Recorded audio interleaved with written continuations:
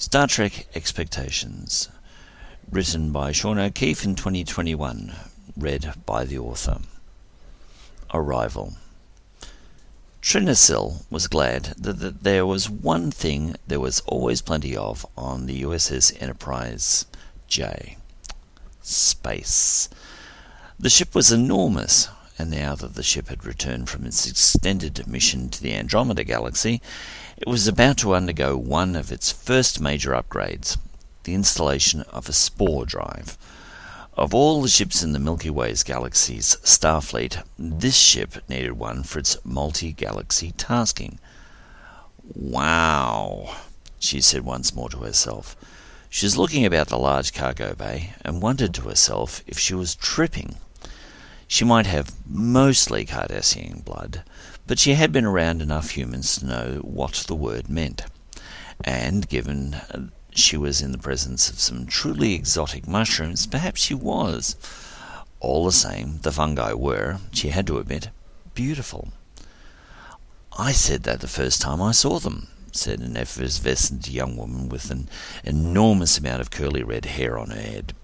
"They really are beautiful, that is, until they get into your body, and then they turn into a friend you knew as a child, and then they suck you into the mycelial network, and..." Trina had come to expect young Lieutenant Sylvia Tilly of the Discovery to run off at the mouth occasionally. As she looked down on her from her 6'3" frame, she thought the girl was either frightened or excited, or both. She sometimes reminded her of a brilliant little rabbit that talked in the hopes that someone didn't kill it. "It's just funny to think that this stuff is going to be propelling us around the universe, that's all. We've been so used to using the power of our Omega Core to push us around that it just seems weird that our ship is going to be flying on mushrooms." Trina wrinkled her grey-skinned nose as she spoke. "That sounds weird just saying it." Stepping up next to them, a human male with the most amazingly blonde hair, to Trina's eyes, spoke. "Don't worry, I've heard it all. However, I am more than a bit concerned with the idea of pushing something with the bulk of the Enterprise through the mycelial network." "I thought you said the journey was virtually instantaneous," Trina observed. "Never one to miss a fight," Paul Stamets said. "Not with the distances you're considering on flying. You're planning on going to Andromeda. That's 2.537 million light years away. You're going to need a navigator with a great deal of skill for that sort of a journey."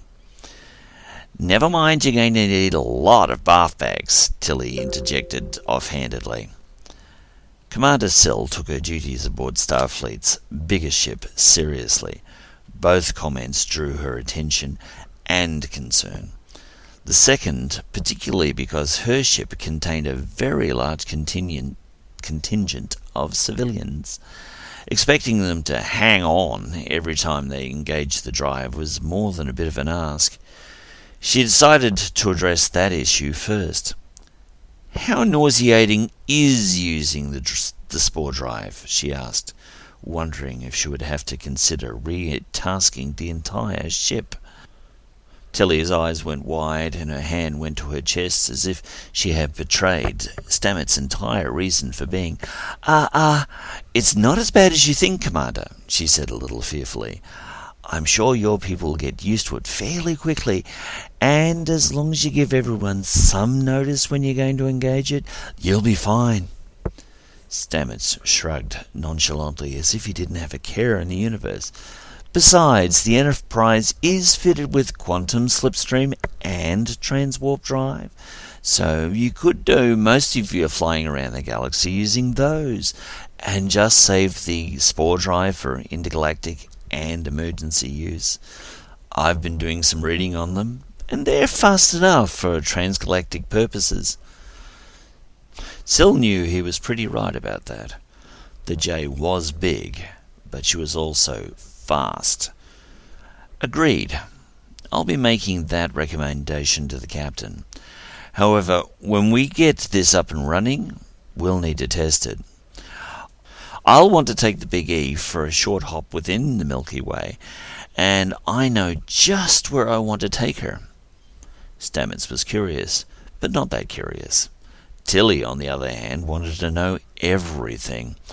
However, by the time she went to raise her hand to ask the question, Sill had already changed the subject. "Now, Mr. Stamets, out of your class of empaths, who do you think is the best candidate for the job?" It took the man only a moment to come to an answer. While his captain, Burnham, had a relationship with Bourke, his work with the Gwydion and his fellows had shown that he wasn't the strongest of their empaths. Those few who had volunteered to work with Starfleet to help them develop ships that could work with spore drives had come under Stamets' tutelage and quickly expanded their abilities to include accurately guiding their vessels to their desired destinations. Before he gave his answer, he noticed the look on Tilly's face and gave her a slight shake of the head. No, it wasn't going to be Book. "Twyla Candidata would be my first choice," he said with confidence. "However, you'll have to ask her first. I'm not certain that going to Andromeda was something she had in mind when she signed up for this." Sill tilted her head to the side and gave him a winning smile. "You let me worry about that. Where can I find her?" Introductions. Trina materialized in the corridor outside the quarters of Twyla Candidata on the starbase, who was currently having some time off while waiting for her call to duty.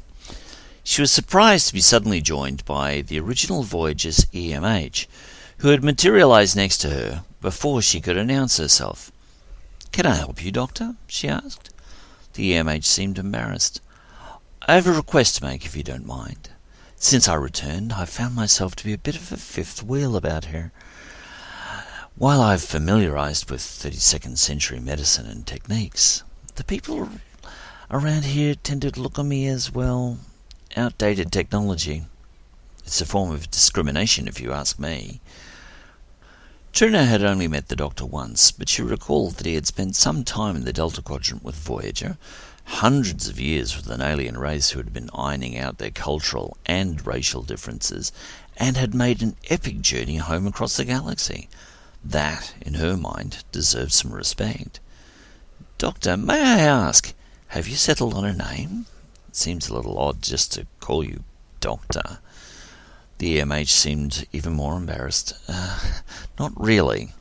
The Kyrians simply called me the Surgeon General when they promoted me to head their medical divisions." Trina was impressed. "You ran medicine for an entire planet?" Modesty wasn't the Doctor's best suit. "Well, yes. It was my duty of care to the people of Kyria.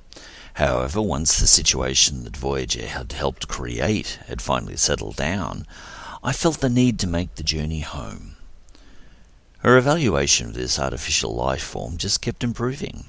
"So they gave you a ship and you headed home on your own?" "Yes." "Wow!" Before Trina turned back to the door, she realized the Doctor had yet to ask something, even though she suspected what it was. "You had a question for me." The Doctor decided to go all in. "Well, as I said, I don't exactly feel welcome around here. I'm a hologram 800 years out of time." Trina knew where he was going. "However, the Enterprise is from the 26th, and that's a little closer to home. Crew assignments are my purview on the J. However, I'll have to clear it with the CMO, okay?" The Doctor gave her a brief smile. "I don't have to be crew, Commander. I don't even mind opening up my own doctor's surgery on the Enterprise to help relieve the burden on your own staff. I just want to be somewhere where I can be of some use." The implied, "and that isn't here," was clear. It saddened Trina that such an extraordinary individual, even if he was made of photons, was sidelined on this station. "Consider yourself a resident of the Enterprise, Doctor. I'll talk to Sarah, so she'll let you have some space in the main computer core for your program. I gather they've fashioned some kind of mobile emitter for you? We don't have holographic emitters everywhere on the J. The doctor was pleased. Yes, they have. I'll have it transported over to the Enterprise as well. Who do I speak to about quarters? Jenna was a little taken aback by the request. Why would a hologram want quarters? Wouldn't he just turn himself off when he wasn't wanted? Suddenly she realized she was exercising a bias that was unworthy of her. Here was a being that had more than exceeded his original programming and had literally performed miracles. Sure, he wasn't perfect, but then again, who was? Even though he was photonic in nature, he deserved to be treated as an equal. Speak to Sarah. She's the Enterprise's quartermaster. She's always been the best at organising our resources. Hang on, I'll take care of it now. Jenna tapped her new 32nd century comm badge with its inbuilt transporter and tricorder capabilities and called Sarah. Appearing like a modern version of Marilyn Monroe, Sarah popped into a miniature holographic being before her. "What can I do for you, Commander?" she asked amiably. "Can you transfer the original Voyager's EMH to the Enterprise, and can you find some quarters for him? He'll be joining our crew, either with Starfleet or a supercargo. We've yet to decide." She gave the doctor a brief, apologetic grin. The ever-helpful computer interface gave her a quick smile. "Always happy to help, Trina. You know me. I know just where to put him. We've had some vacancies open up since we've arrived in the Milky. Not many, but a few." Trina's eyes opened a little at that, but truth be told, she wasn't overly surprised. A life of space travel wasn't for everyone. Having one's address care of USS Enterprise, NCC 1701-J, often made it hard to receive mail. Never mind, it was challenging to raise sheep on a starship. "Thanks, Sarah. You're a gem." She gazed at the doctor. "I'll see you on the Enterprise, Doctor." The hologram gave her a warm, heartfelt smile. "Thank you, Commander. It will be good to be useful again." With that said, he winked out of existence. Trina looked down at Sarah, who was still aglow before her. "Do you have him?" Sarah's eyes seemed to be following something other than Sill.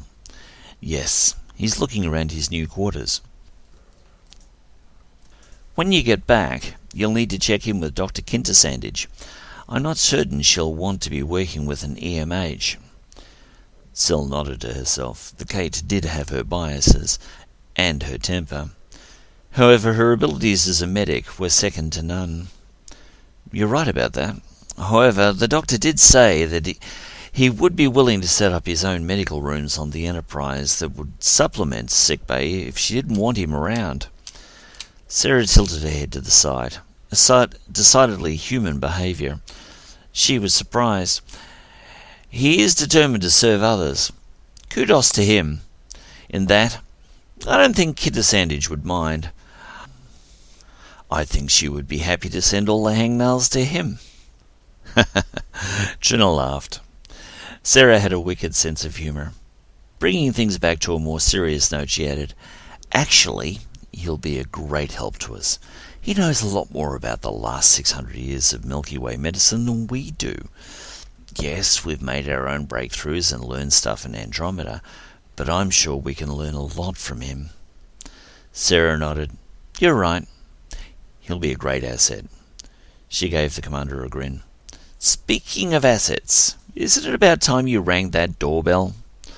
Sill chuckled. "You're right. I'll catch you later. Sill out." She tapped her badge to cut the call and turned her attention to her first task.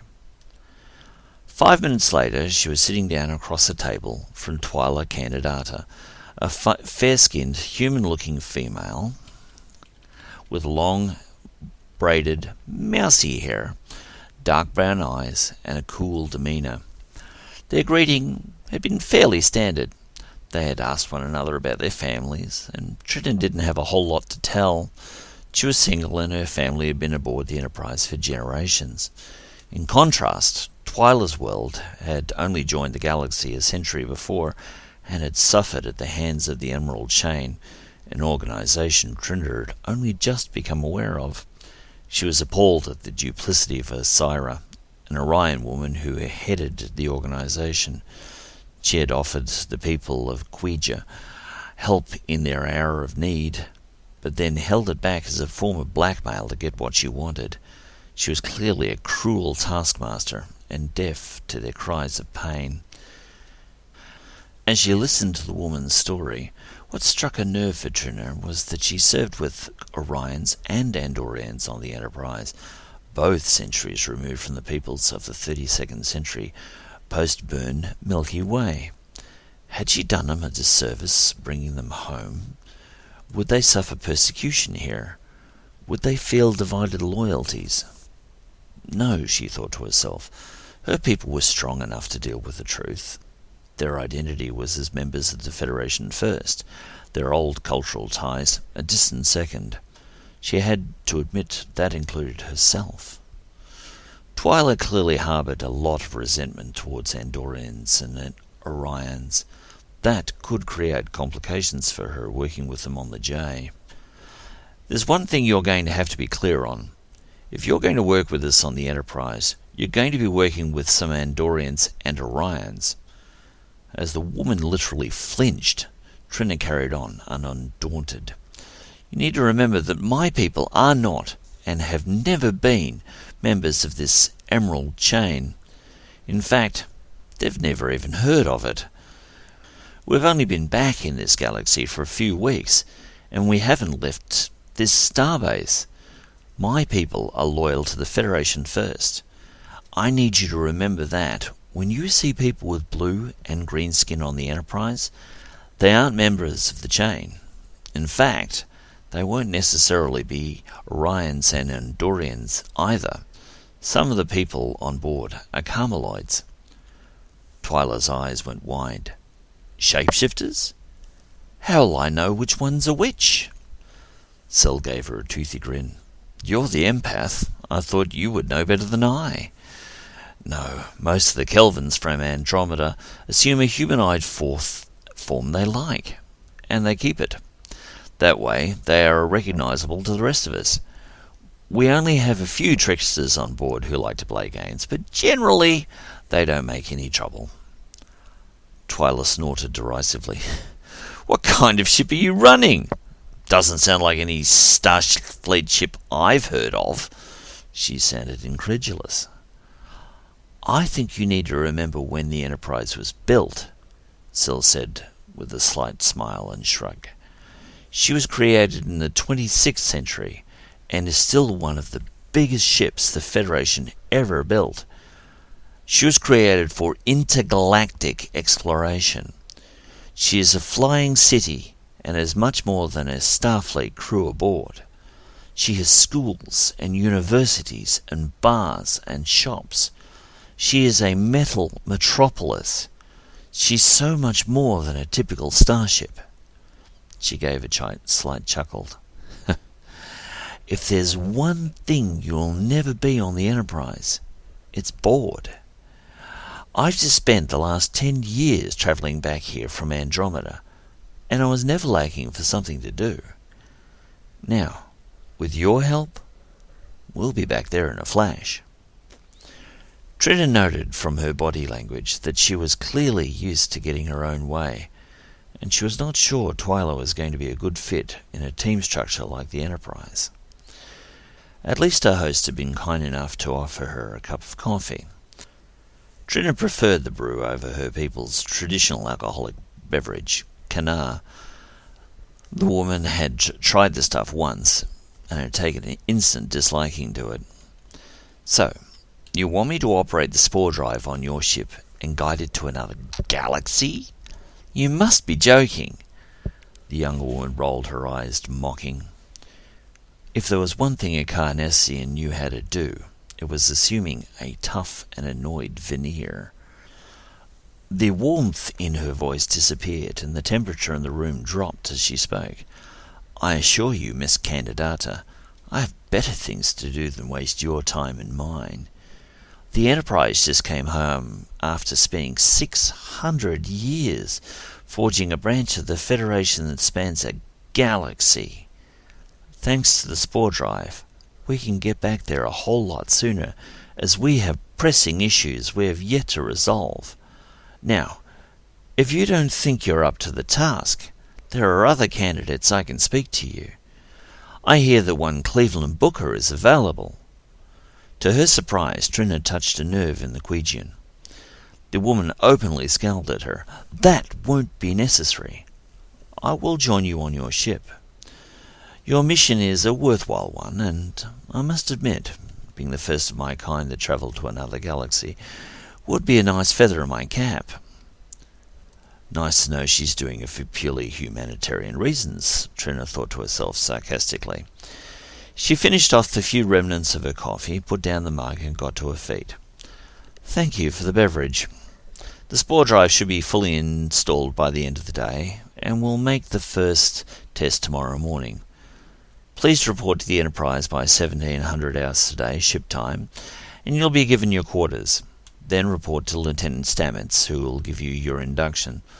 All things being equal, we'll give the ship her first trip tomorrow morning. Just a short hop." Trying to claw back some semblance of control, Twyla asked, "Where are we going?" "You'll find out in the morning, Miss Candidata.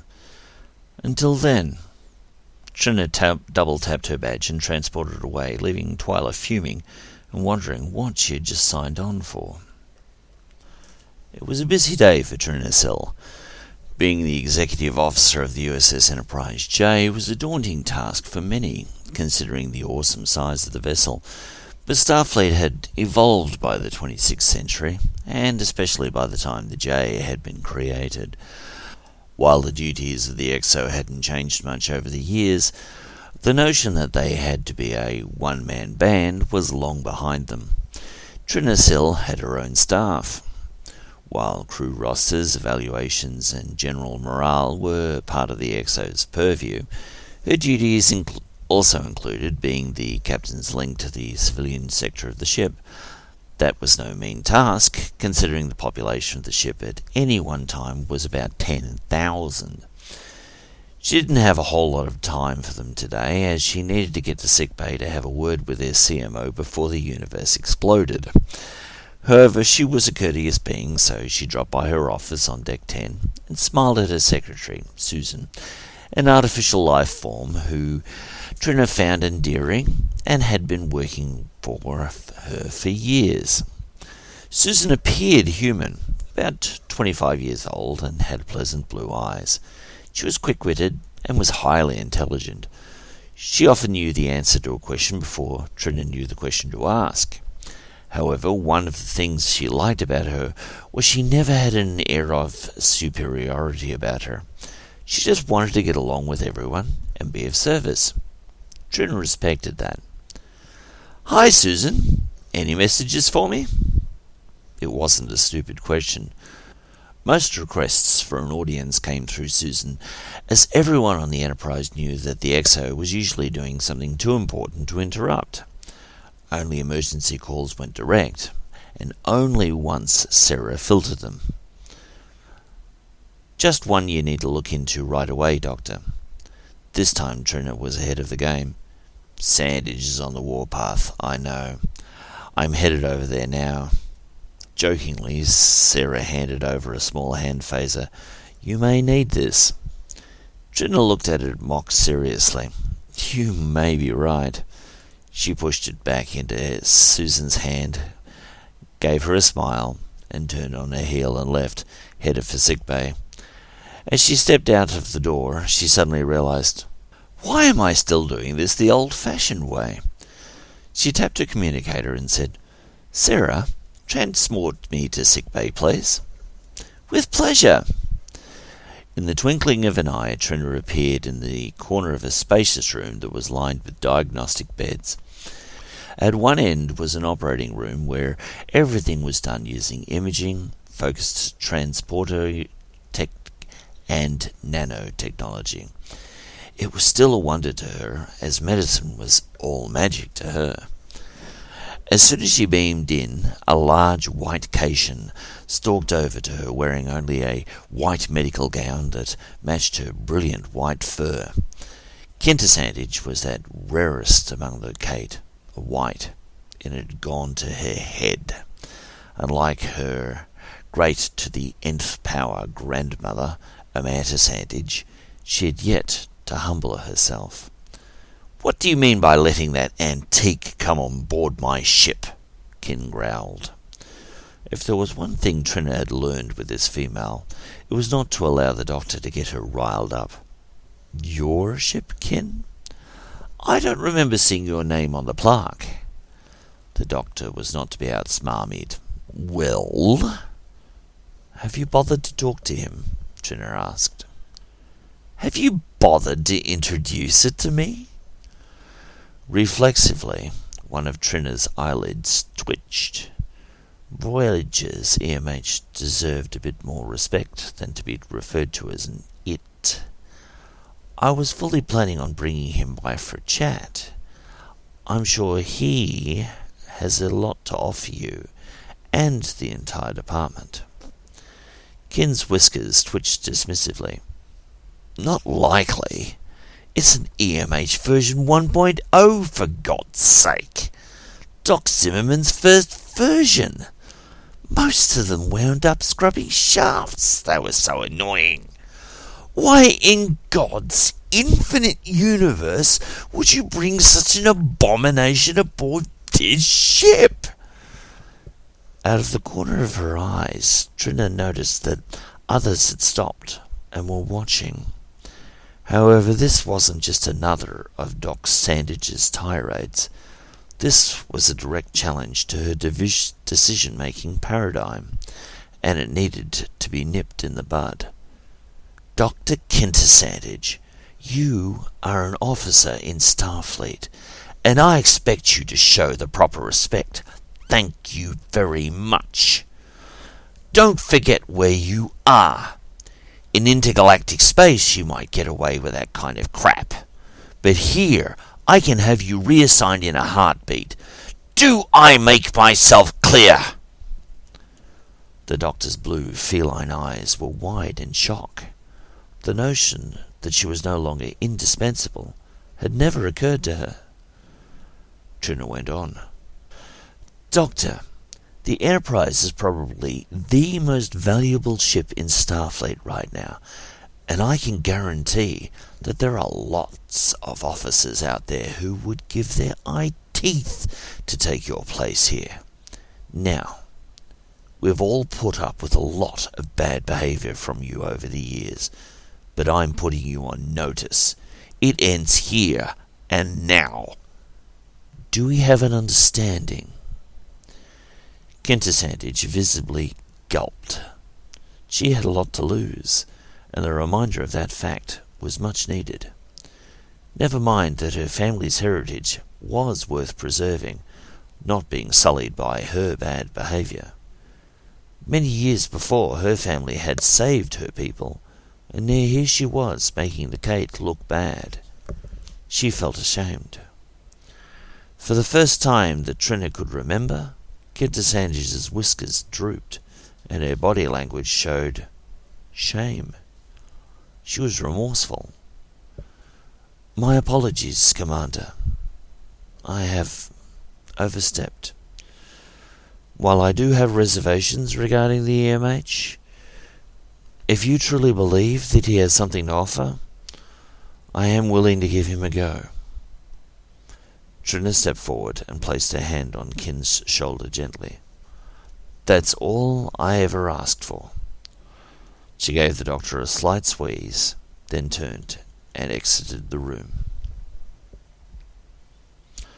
Apparently, if there's one thing you can't replicate, it's living mushrooms. Not one that'll run a starship anyway. Apparently, that's Spore Drive 101. Trina Sill was making mental notes as she stood with her captain, Eden Dax, and new navigator of the mycelial network, Twyla Candidata, in their new Spore Drive room, attached to main engineering.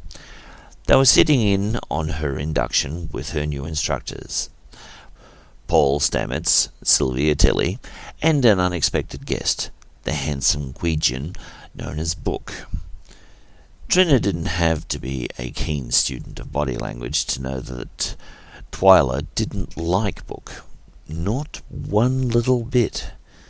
If hate was radioactive, then the man should have baked through 10 minutes ago.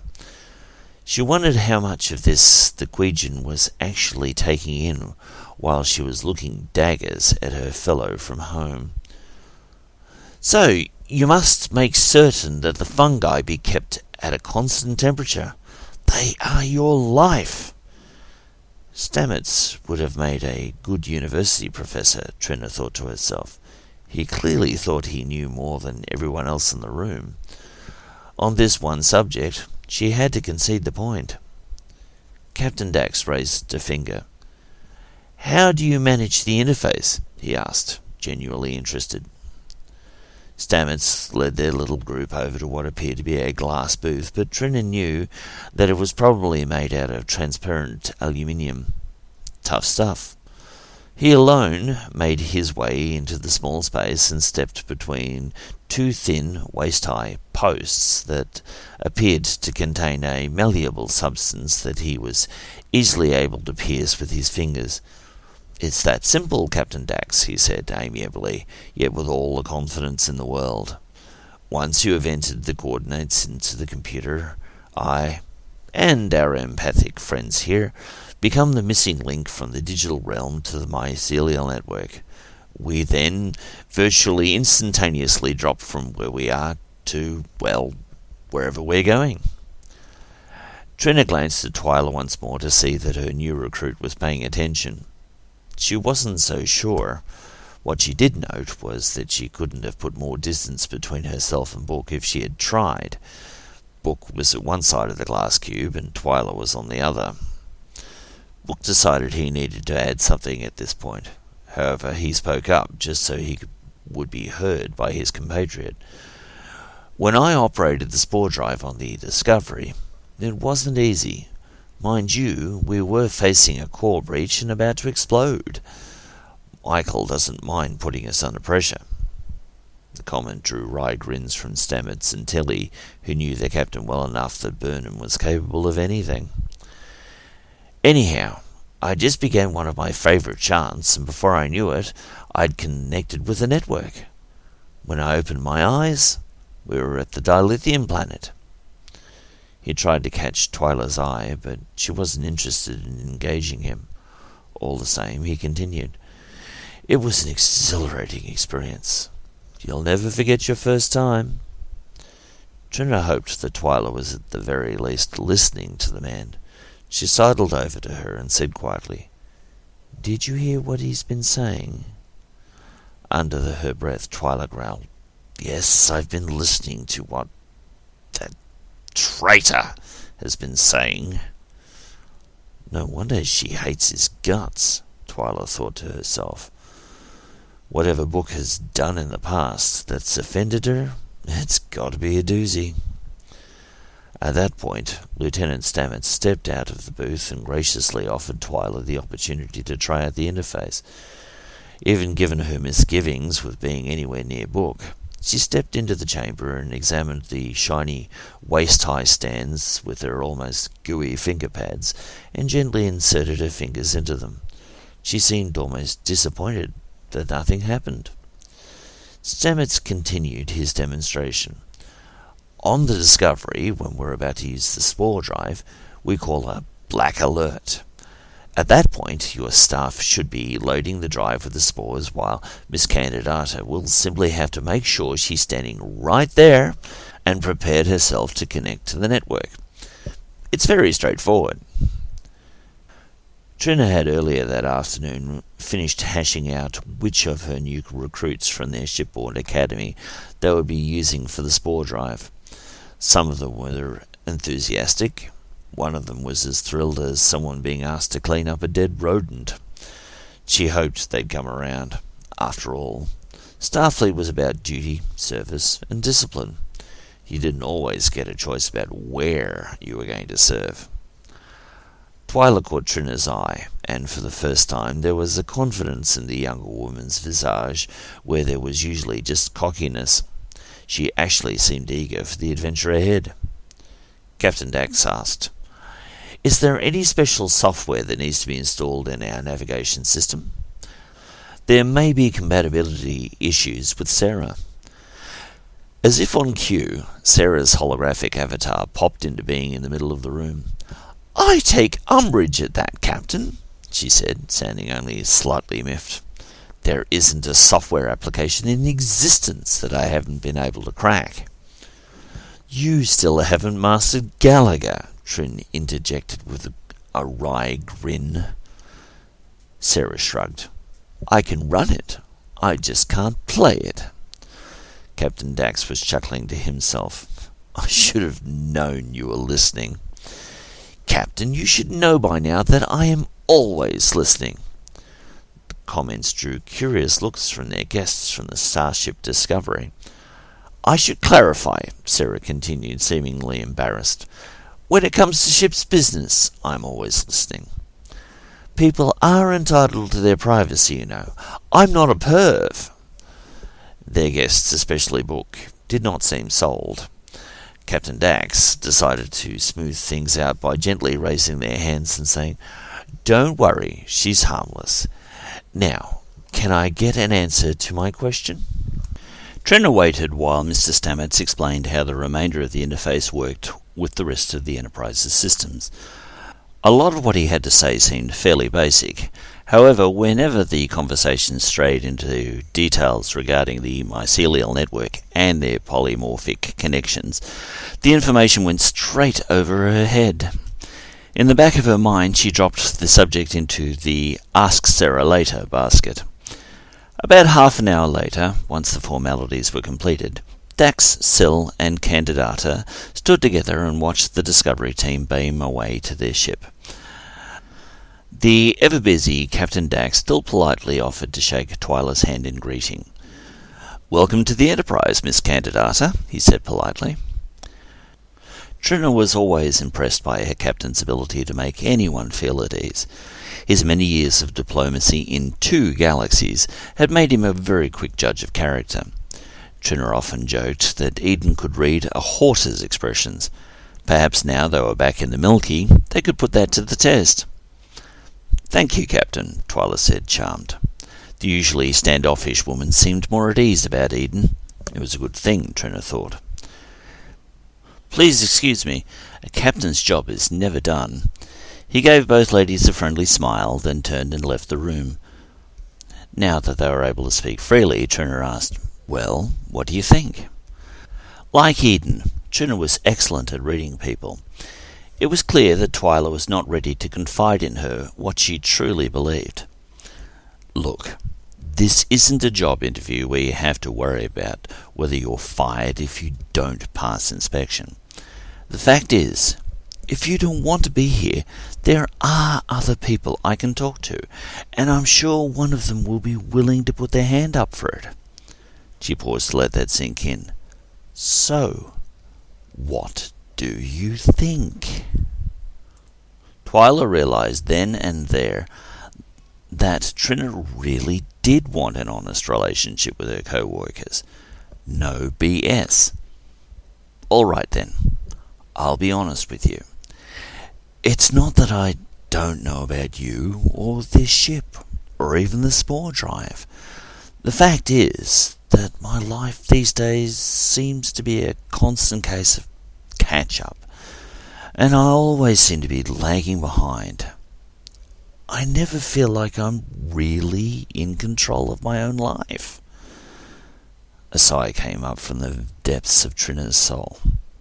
"I can see that. Your people and planet have been through a lot in the last 100 years.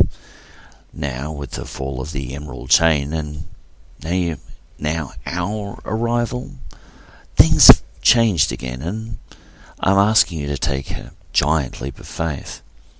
It's a lot to ask for. I get it." She gently shook her head, tossing the long, single black braid of hair that reached all the way down to her hips. It reminded her of Twyla's braids, and that the two of them had a lot in common. Both of their people had come out of adversity. Her lessons had taught her that her own people had suffered long and hard to recover after the occupation under the Dominion and the devastation of the bombardment of so many cities on the last day of the war. The planet had almost succumbed to a nuclear winter. Thankfully, with the help of the Federation, and surprisingly the Bajorans, Cardassia had begun the long road to recovery.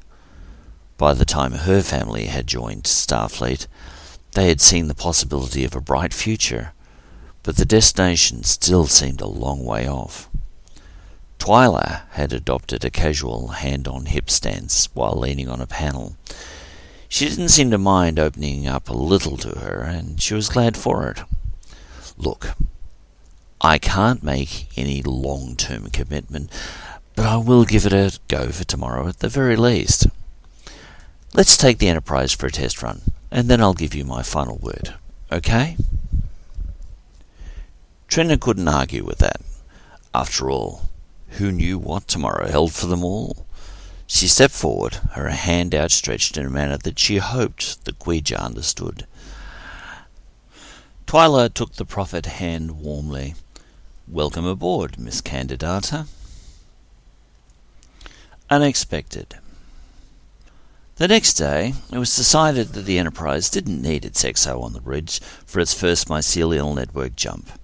Commander Trina Sill was an observer in the Spore Drive room, watching Lieutenant Stamets guide the new recruits through their paces.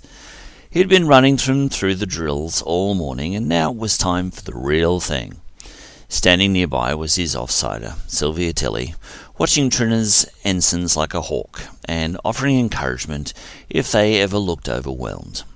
Overall, they seemed to have things under control, as they loaded the control panels with canisters of spores. Curiously, Book was nowhere to be seen. Confidence among the crew was high. However, as a precaution, all non-Starfleet personnel, workers and tenants were put off for the day at the starbase in temporary quarters that had been hastily set up for their use.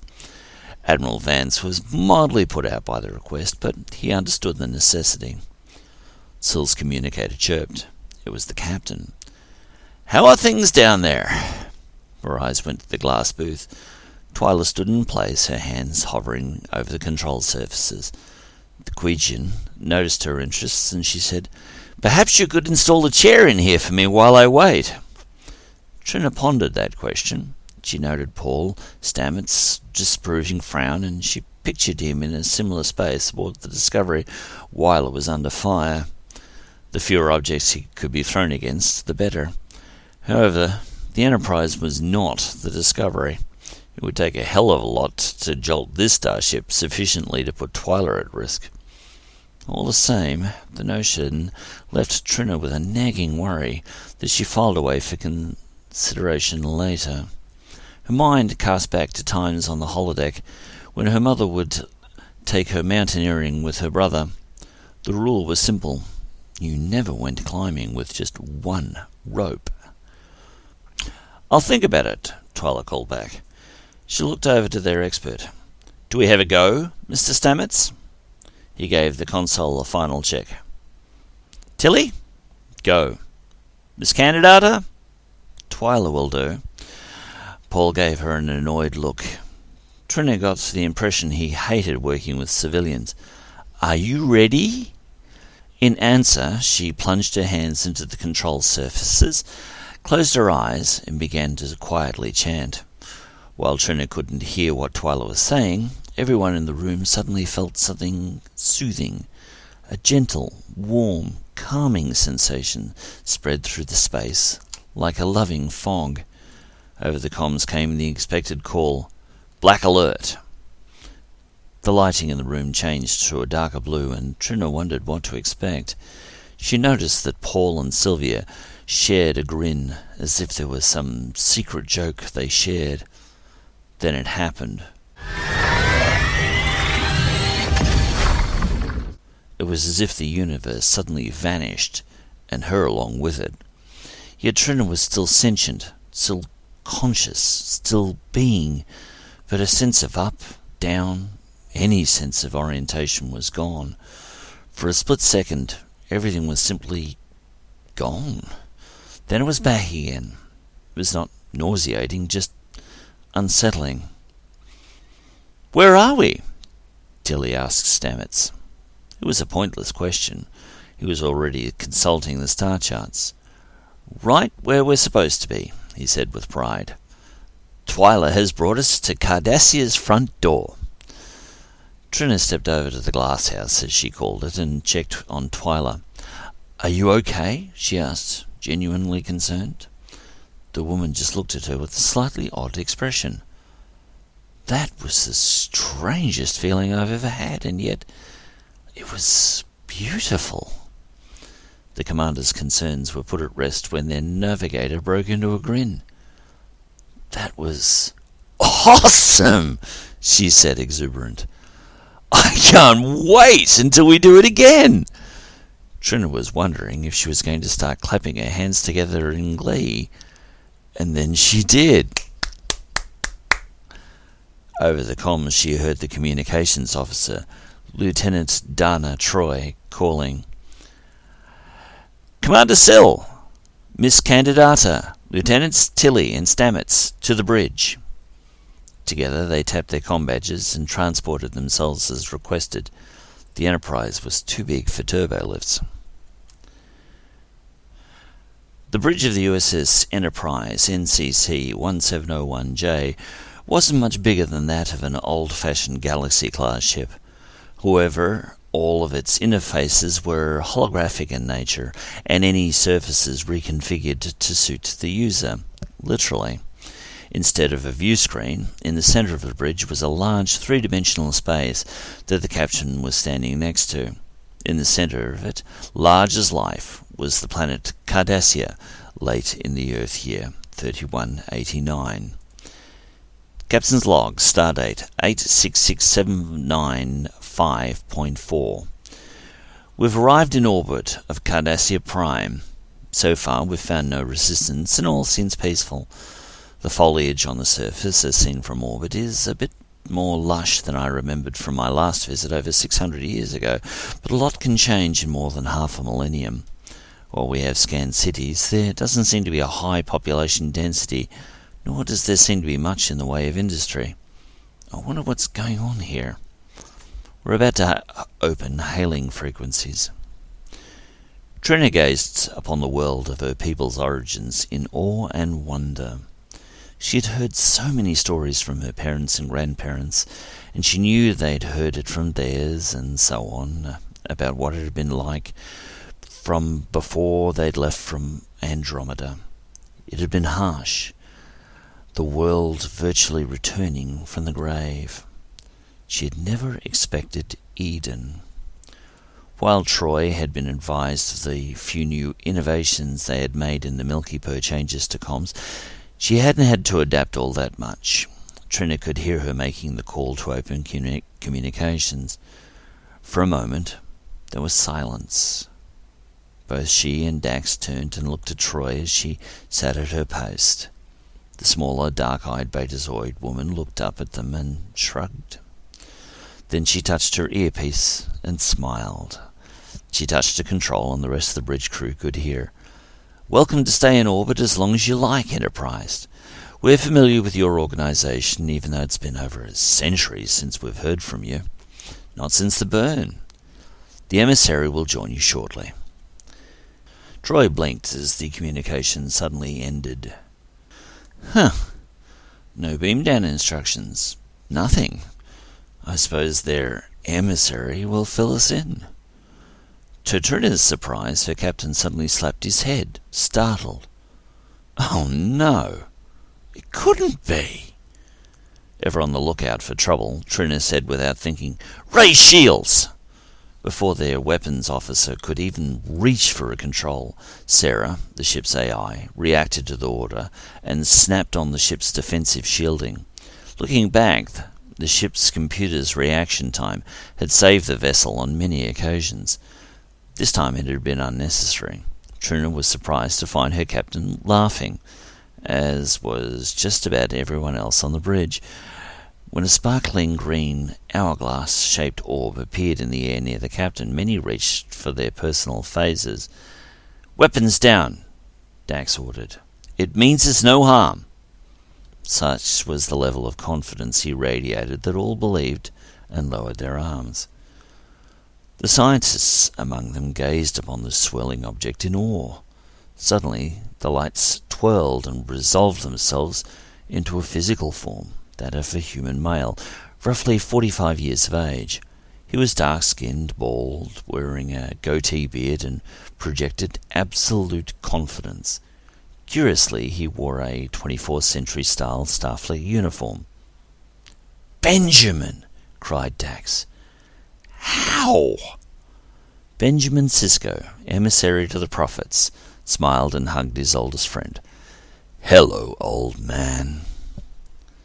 Shortly after, Sisko was reclining in an armchair in the captain's ready room with a Raktajino in his hand. Dax was sitting in his chair on his side of the desk, with Sill sitting on her favourite chair, backwards and leaning forwards on it. She was twirling her braided chair between her fingers, as she was wont to do when she was considering a conundrum. "What can I say?" Sisko said with a small smile and shrug of the shoulders. "My life is not linear. Ever since I joined the Prophets, nothing has ever been the same." "You can say that again," Eden Dax said. "The last time I saw you was as Esri before I became captain of the Aventine. Where have you been all this time?" Sisko seemed like he was trying to come up with a coherent answer. "That's not an easy question to answer. Time," Dax nodded, "for you is no longer linear. I get it." Sill cut to the chase. "So what brings you to Cardassia?" That happened to be a question that he could answer. He seemed to have a long, hard look at Trina's face. "It's been a long time since your family's been home, hasn't it?" he asked in his deep basso voice. Trina couldn't help but wonder where this was going. "Well, yes. The Enterprise left for Andromeda in the 26th century. We only just got back." Sisko showed a lot of pearly teeth as he smiled. "Ah, then I have a lot to show you." He put down his mug, got to his feet, and gestured for them both to join him. Sill glanced at Dax for reassurance, but he gave her a nod and a look of total confidence. "Sisko is my old captain, Trina," he said from the heart. "I trust him implicitly." It was good enough for her. She stepped over to the handsome man from another time and took his offered hand. Dax took his other. Suddenly, they were standing in sunshine. "Where are we, Benjamin?" Dax asked. "And when?" Sill asked. "Fair question," Sisko answered, with a small, cheerful chuckle. "We haven't gone anywhere in time, just down to the planet. We're standing in what used to be Locarian City. It's been rebuilt after the Dominion destroyed it, and renamed Kira City after Nerys." Dax's face softened and his eyes moistened a little. "That's appropriate after what she risked for them in the final days of the war." Sisko nodded. "You're right about that," he said, his tone deadly serious. "I wish I'd never had to send her there, but it was war." The three of them looked about them at the thriving yet green city. The buildings were a blend of styles, and not anything that Sill expected. From her studies, they reminded her of Cardassian, Bajoran, and even some human forms. It was a real mix. The people were making good use of nature's provision, as solar panelling was visible everywhere, and Sill noted that channels with paddle wheels and generators were prolific. "It looks like the people are using whatever they can to generate power," Trina remarked. "I gather the burn destroyed their dilithium stocks?" Sisko nodded. "It did. Cardassia has been getting by for the last 100 years the old-fashioned way. The Alliance has only a few remaining working freighters, and we keep the dilithium reserved for them. I suppose it's also been a problem dealing with the Emerald Chain," Dax observed. "I heard they were getting nasty." Sisko gave an almost embarrassed grin. No. I visited Osira one night and made sure her people would never visit a world in the Alliance. Ever." Dax and Sill shared a look. The emissary must have put one hell of a scare into that lady to make sure that happened. "Come with me," Sisko said cheerfully. "I want to show you something." He strode off, forcing his guests to move quickly to follow. Within minutes they arrived at a gleaming golden metal statue. Dax looked up at the 3-meter structure, and this time he did shed a tear. It was a very faithful reproduction of one Kira Nerys, wearing her Bajoran military uniform, standing proudly, looking off into the sunset, her earring still dangling from her ear. Standing next to him, Sill said quietly, "You miss her, don't you?" The captain sighed. "I miss all of my old friends, Trina. One day I'll be missing you too. It's the price of longevity." The sound of children laughing caught Sill's ears, and she followed it to the shoreline nearby. Crunching through pebbles, she found them playing in the warm afternoon sun in clear waters. It was then that she noted just how clean everything looked. If there was one thing the stories she'd always heard noted, it was just how industrialized her homeworld was, and that even with modern technology working to clear the air and water, it never seemed to be able to keep up. Everything was always just dirty. This place was pristine. However, the children were even more amazing to her. They were so different to anything she had imagined. For one thing, their skin tone was different to hers. Trina Sill was almost a full-blood Cardassian. These children clearly were not. Firstly, their skin was much lighter in tone than hers, and while their eye sockets and forehead had the typical markings of a Cardassian, it was much softer. To top it off, the children all had Bajoran earrings. Upon seeing her fully, they stopped and ventured over to see her. They didn't appear frightened, only curious. "Hello," one little girl said. "What's your name?" "I'm Trina Sill." "Where are you from?" a boy challenged. It seemed clear to him that she was a stranger.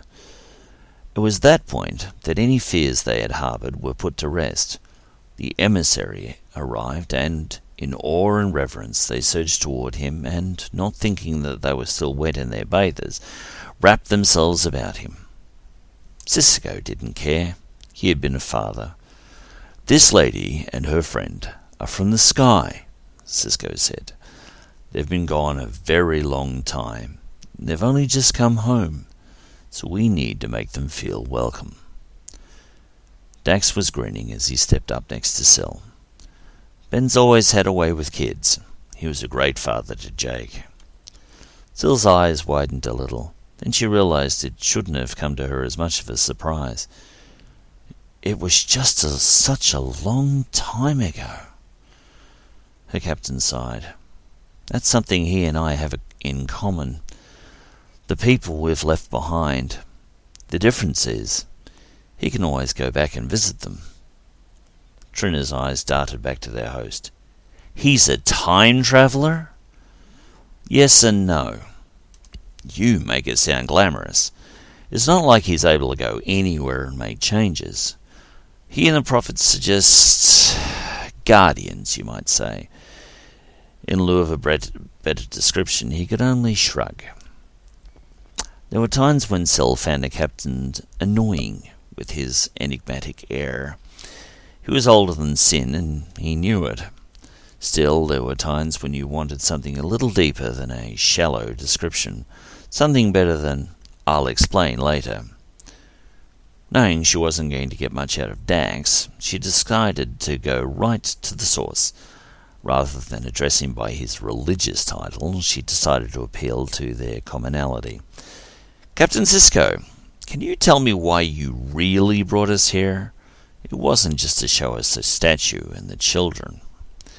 At heart, the man was still Starfleet, and Sill knew it. "Commander," Sisko said, once more wearing his captain's persona, "what you see is the product of many years of time, patience, and reconciliation.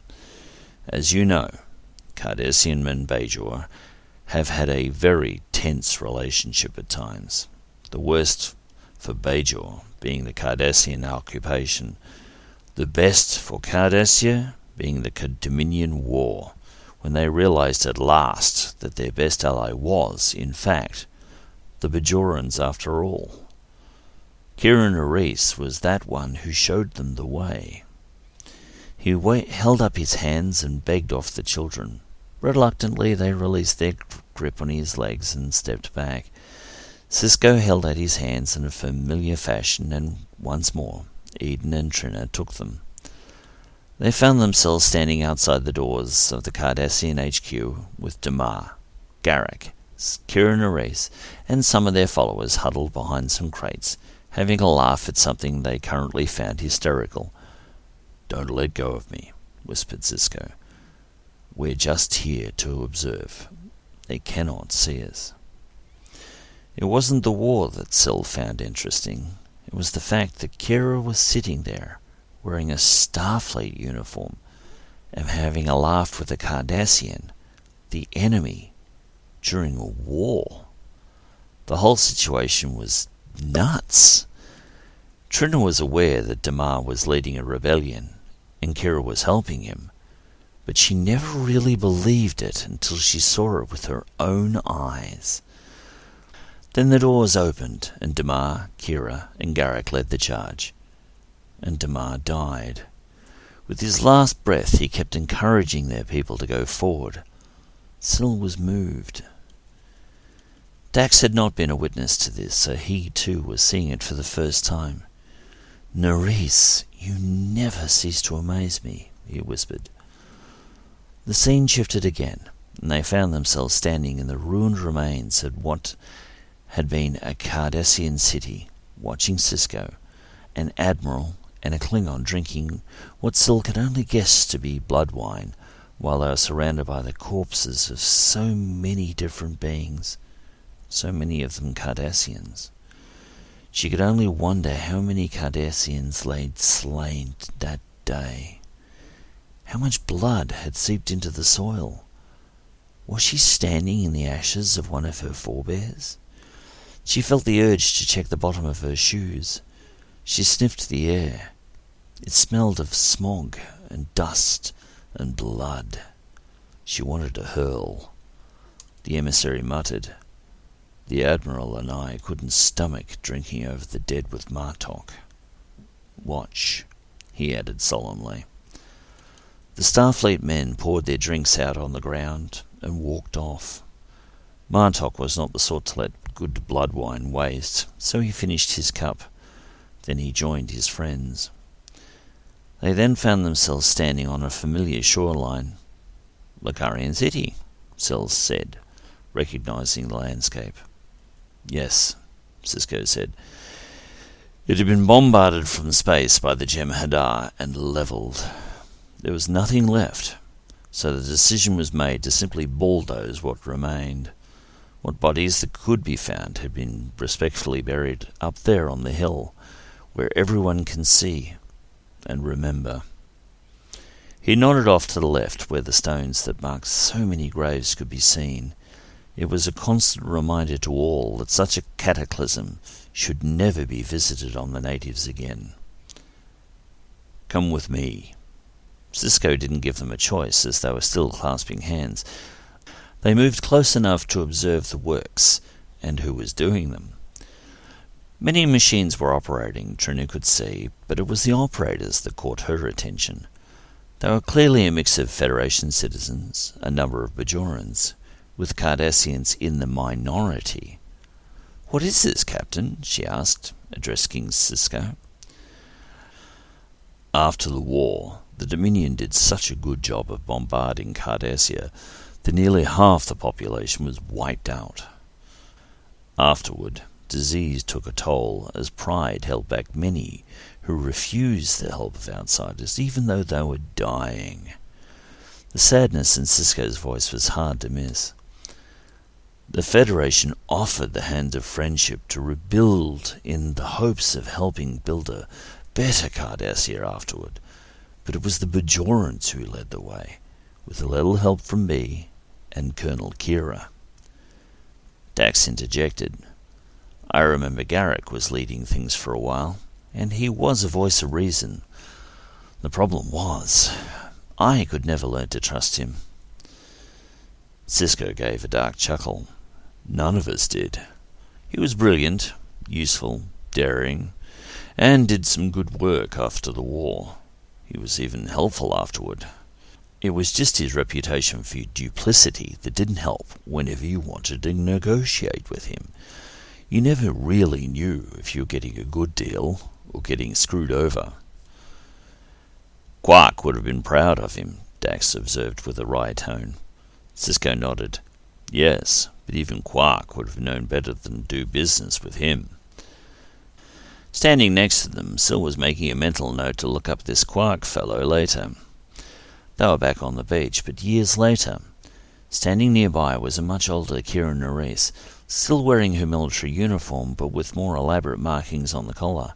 Perhaps another promotion. Looking around them at the scene, they could see the buildings were a mix of designs, and the Cardassians didn't seem to mind. Indeed, nearby was a building that they recognized from their first visit, but had missed the significance of. It was a Bajoran temple. Standing before it, with their back to them, was clearly the new Kai, blessing it. Next to them was Sisko. Sill looked up at Ben just to make sure he was still there. "It's okay. We're both here, and the funny thing is, both of us are aware of each other." He shrugged. "Not linear," Dax muttered. "Exactly," Sisko said. Sill looked about her at the children. While there were many Cardassian children playing, there were also a smattering of Bajoran kids as well. Sisko noticed the attention. "Yes, some Bajorans have come to live here. That's why they've built a temple here. That's why I'm here." Once again on the same shore, but it was late in the day and the sun was setting with a gorgeous tangerine glow. The air was clear, and Trina sucked in a lungful of pristine, pure oxygen. It was refreshing. After the previous visits to devastated versions of this world, the atmosphere was a welcome change.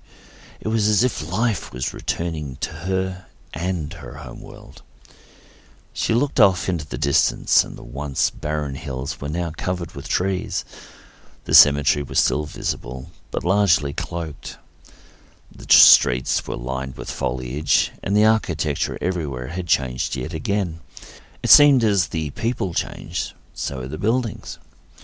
"Come with me," Sisko said. This time he did something unusual. He let go of their hands. "Don't worry. Nobody's going to give you a second glance here." While Dax and Sill shared a dubious look, they decided to follow Sisko down the street. What they found surprised them. First thing, nobody did pay them any mind. That suited them down to the ground. "Benjamin," Dax said quietly, "why aren't they paying any attention to you?" "I never said anything about me, old man," Sisko said with a cheeky smile. "What year is this?" Sill asked, curious. Sisko shrugged. "Somewhere in the middle of the 28th century. "Wow," Sill said, amazed. "This is cool." As they walked down the neat, tidy, and clean street, it was becoming clear that the Federation's influence on Cardassian life was plain to see. However, the larger cultural change was Bajoran. Their spirituality was everywhere. Many Cardassians were wearing their earrings, and it was clear that mixed marriages were culturally acceptable, even promoted. Noticing the flag flying in the distance, Sill mentioned, "I remember my parents telling me that Cardassia joined the Federation in the middle of Earth's 25th century, but only after the last of the war generation had passed away. It seemed the memories of the war had to die before we were willing to finally make peace with our one-time enemies." Sisko looked over at Dax with a cheeky grin. "It's a good thing, then, that not too many people ever made war with the Trill. they would never have been able to make a lasting peace with them. "Hardy ha ha," Dax said in reply. "I'll remember that, Benjamin." "I'm sure you will, old man," Sisko said, with his fond smile reserved for his oldest friend. "However, things here aren't as perfect as they look." He stepped over and once more took their hands. Everything changed again, and once more they shifted into the future, standing on the shoreline, the waves lapping at their feet. Looking at the city, Sill noticed that, while the buildings looked as pristine and modern as ever, it hadn't really grown in size, and there was a greater reliance on natural energy. She pointed out her observations to Sisko. "The problem is that dilithium is becoming scarce in the galaxy. In the 24th century, we knew how to recrystallize dilithium, but you can only do it so many times before the structure loses integrity completely, and all you wind up with is sand." Sisko looked wistful, sad. "The Federation at this time has had over 300 member worlds, and had not spent enough time exploring alternatives to matter-antimatter dilithium reactions for energy creation. A growing society has growing energy demands. With dwindling dilithium supplies, things began to become desperate. One-time friends began to turn on each other.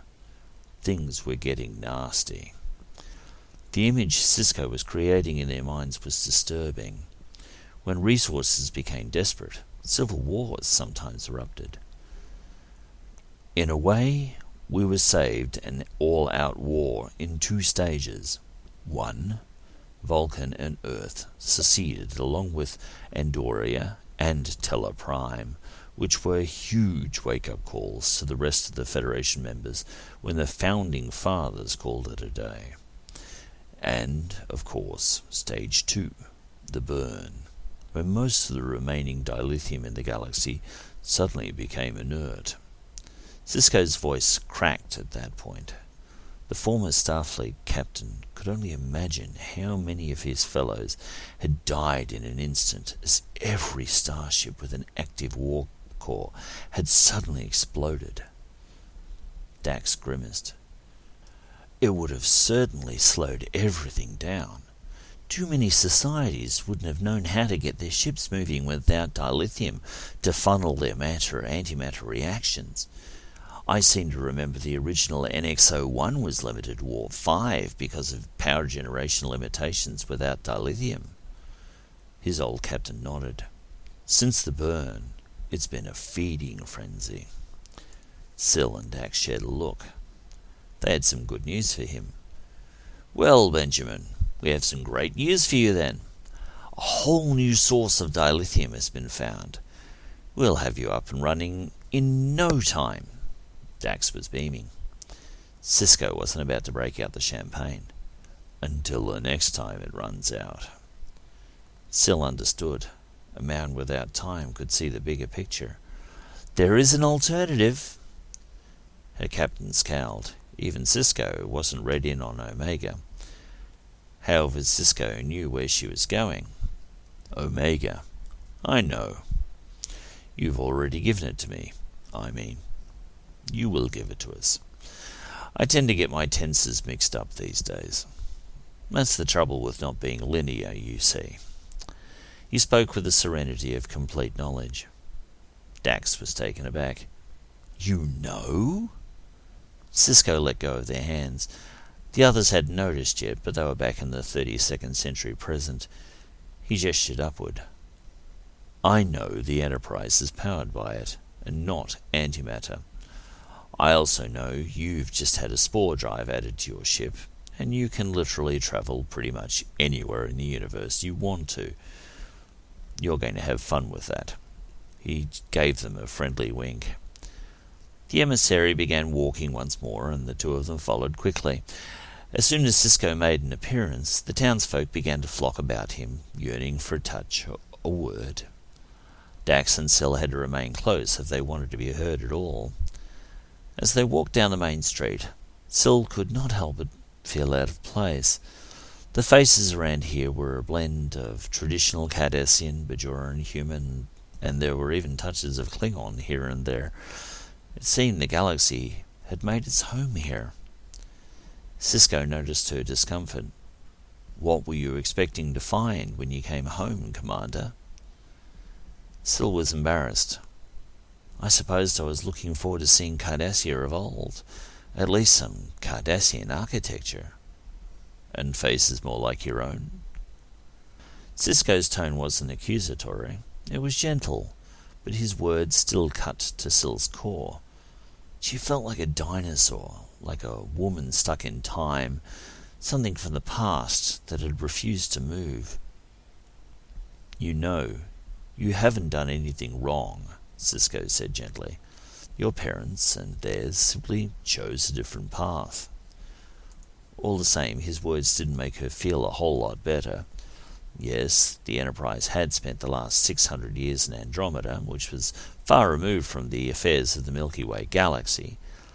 There was no way that they could remain connected with what was going on at home.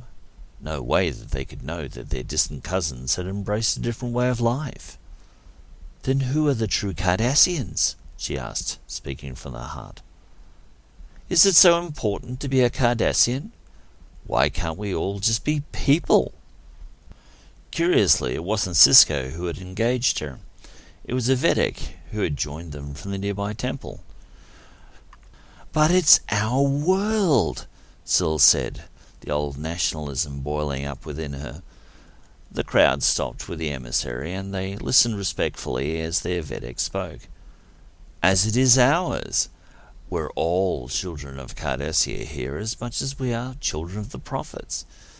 We love this world and consider ourselves guardians of it. Do you have a complaint about how we've cared for it?" Trina closed her mouth and recoiled slightly as she found herself unable to reply.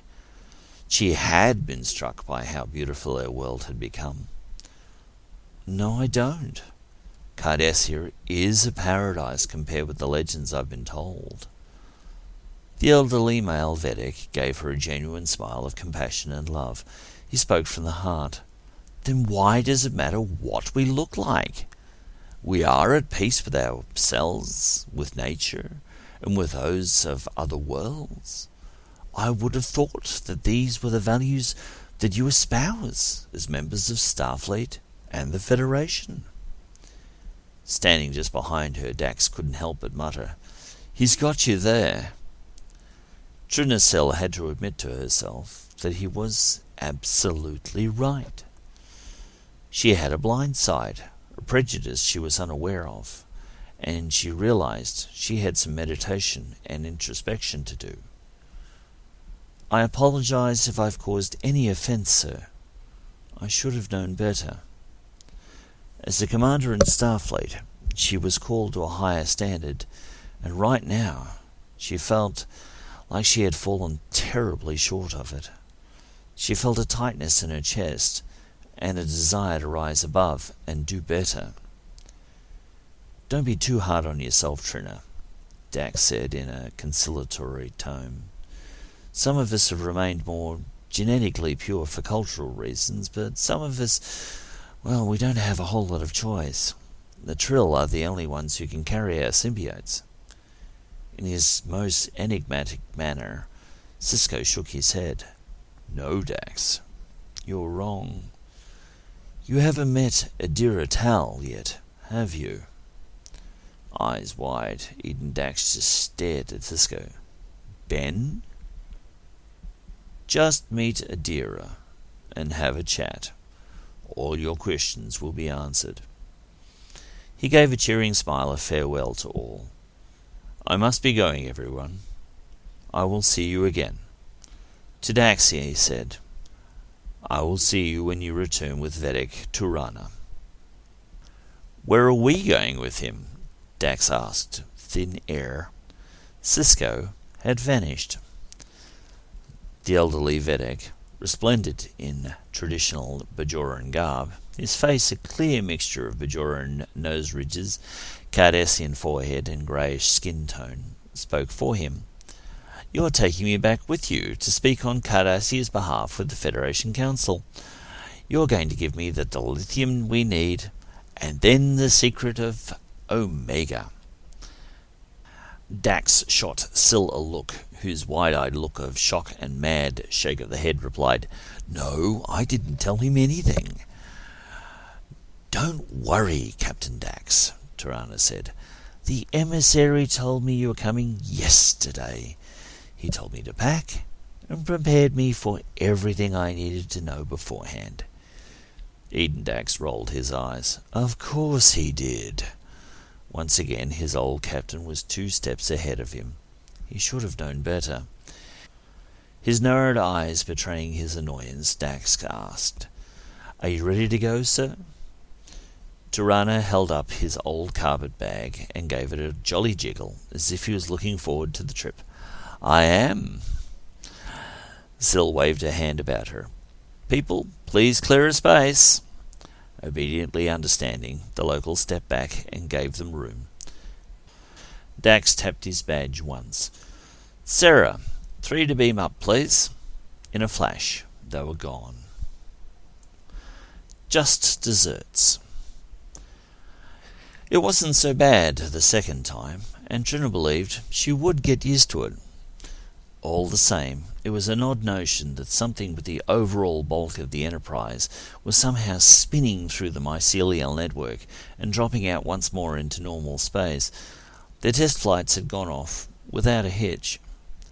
That was easy, Trina thought. The hard part will be when we attempt the flight back to Andromeda. There were friends she had left back there that she missed.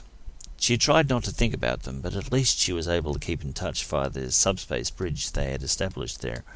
She had received several video messages so far, and they had been mostly good. Now she was home on the Enterprise, and she realized she really did think of the ship as her home, not Cardassia. She was doing her best to put aside her predilection for classifying people by their outside appearance first, and just accept who they were as people. Her time on her ancestral homeworld had taught her a valuable lesson. It didn't matter what you looked on the outside. What matters was what sort of individual you were on the inside, and that was shown by your actions. It was a lesson she thought she had learned as a youth, but she'd never truly taken it to heart until this day. Now that the Enterprise was back in the confines of the Federation's starbase's shells and had retrieved all of their people, things were relatively back to normal. At least she was able to sit in her favourite cafe in the ship's colourful restaurant sector and enjoy a coffee and chocolate croissant. As she considered her meal, she realized even then that while she may have looked Cardassian on the outside, she certainly didn't act like one. Even her taste buds didn't reflect her people's old attitudes. She even liked Bajoran Hasperat. Maybe she didn't have that far to go after all. "May I join you?" The voice was unexpected, but not unwelcome. Trina looked up and had to shield her eyes from a poorly placed spotlight, but managed to see the face of Twyla Candidata. She gave her a welcoming grin. "Please," she said, offering her the chair opposite. The operator of Chocolate or Die, a young Kelvin female, came by and gave Twyla a friendly smile. "You're new here. What can I bring you?" she asked politely. Twyla just looked up at her curiously. She glanced at Trina. "Is she?" she asked. The commander just shook her head. "Does it matter?" Looking up into the expectant eyes of the waitress, she simply answered, "No, I suppose it doesn't." She checked the menu. "Since I don't know what chocolate is, I'll have some of that." Both women were mortified. "Call security," Trina said in jest. "Better yet, Crystal, you and I should throw her out of the nearest airlock." Crystal was laughing so hard others were looking. She didn't care. "We'll just have to initiate her then to the Enterprise Order of Chocolate." Twyla was looking back and forward from one nutter to the other, wondering what in the universe she'd gotten herself into. "With what shall we induct her, O High Priestess?" asked Trina, bowing before her friend in mock obeisance. I was thinking Death by Chocolate, Knight of the Chalk Realm, Crystal replied in a mock English accent. Excellent choice, my queen. Let it be done. Trina grinned like a loon as Crystal vanished behind her console to prepare the dessert. At this point, Twyla was looking like she was considering using her personal transporter to escape the ship entirely. Trina put her hand on hers to settle her. Don't worry about us, Twyla. Sometimes we have to be a little nuts to let our hair down. It's been a very unusual day, hasn't it? At that, her guest had to admit she was right. It was definitely not a standard day. It's not every day I jump a starship 500 light years in a second. Exactly. And it's not every day I go time-travelling with a man I thought was long dead and find out that everything I thought I knew about my homeworld was wrong, and that I had a lot to learn about my own prejudices. At that point, Crystal returned with 2 tall, large glass servers filled with different ice creams, sauces, and confections. To Trina's eyes, it looked like her teeth would rot while she ate it. Each had a long teaspoon sticking out of the top, inviting them to pluck it out and sample a morsel of the confection. Enjoy, the host said before stepping back to watch. Trina wasn't going to wait. She eagerly showed the way and scooped out a helping of dark brown ambrosia, being careful not to let it drip, and let it melt on her tongue, a look of bliss spreading on her face. Twyla watched her, amazed and curious. Not willing to let anything get the better of her, she seized the glass in her left hand, took hold of the teaspoon in her right, and sampled some of the ice cream while the others watched. A look of delight came over her and shone in her eyes. She quickly came back for some more. Behind Trina, another voice said, Be careful you don't give yourself a brain freeze. I warned Poe, but she went ahead and gave herself one anyway. The commander didn't have to turn to know the voice. Lieutenant Tilly had joined them. What can I do for you, Carrot Top? She teased, while offering the young woman a chair. Tilly wasn't unwilling to give back an annoyed look, which Trina credited her for. Perhaps she wasn't a little bunny after all. Thanks, Commander, she said. She looked up at Crystal. Can I have one of these too? As their host left to fill the order, Tilly went on to report. You'll be happy to know that the Spore Drive has completely checked out. All systems are operational, although Lieutenant Stamets has requested copies of your logs for research purposes, especially when you make the journey to Andromeda. It didn't take a genius to understand why. Sill just nodded her acceptance. I'll be happy to. Thanks for all your hard work, Sylvia. You and Paul. I gather he's already headed back to Discovery? Tilly looked embarrassed. You can never take him away from his mushrooms for too long. He doesn't trust anyone with their care for more than a day. Trina wasn't certain that was all, but she didn't say anything. Gossip wasn't her thing. At that point, Crystal returned with Tilly's ice cream, but before she decided to try it, she had one more question. Can I ask you something, Commander? Of course, Sylvia, and we're off duty. Call me Trina. Not entirely comfortable with it, but still willing to give it a go, Tilly said, Okay, Trina. I noticed that the Enterprise hasn't had any changes since you returned from Andromeda. When we got here from the past, Discovery had a major upgrade, but Enterprise has had no changes. You haven't even detached your warp nacelles. Why? Trina gave her a smile full of hidden knowledge. Since Enterprise went to Andromeda, she went through a lot of changes, including the fact that our computer became a completely self-aware AI called Sarah. Everything on this ship is integrated.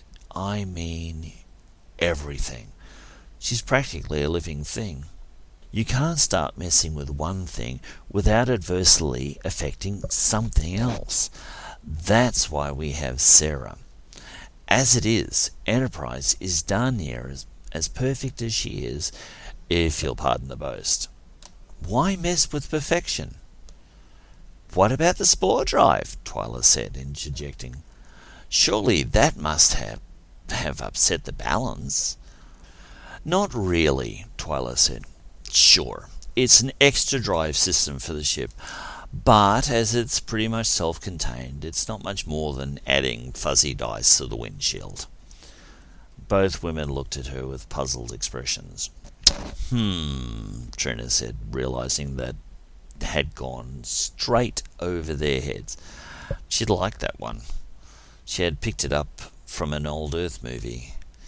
How about adding pinstriping to the engineering section? Understanding showed in the eyes of both women. That I get, Tilly said. She took another scoop of the confection, delighting in the flavour. Oh, God, this is too rich. Where do you think you're going to go next? At that, Trina shrugged. That's up to Admiral Vance. We understand that the issues here are grave, and we're happy to help out, but I'd like to be back in Andromeda within the next couple of years. Things are getting pretty bad over there, and we need to begin the evacuation as soon as we can. Tilly almost choked on her spoonful of ice cream. You want to evacuate a galaxy? Trina gave her a thin-lipped smile. You thought you had it bad here. Just wait till we get back to Andromeda. You ain't seen nothing yet. The end.